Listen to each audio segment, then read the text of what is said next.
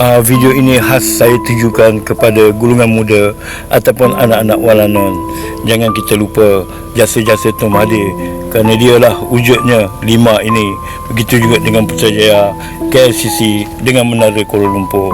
Jasanya tetap dikenal, tak boleh kita nafikan. Tetapi sejak dipegang oleh kerajaan ketimbang, seolah-olah macam tak puas hati saja benda-benda ni. Kalau tak puas hati, buatlah event sendiri.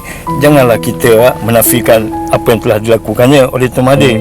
Jadi saya nak nasihatkan, janganlah Halimah ni pula jadi macam Menara KL. Akhirnya diberi pada kroni-kroni. Habis orang Melayu punya hak selama ini.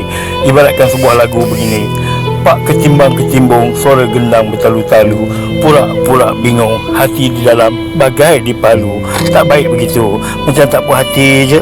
Tak apalah, walaupun kita ni penyelaya, bekas penyelaya dan sebagainya, teruskanlah perjuangan.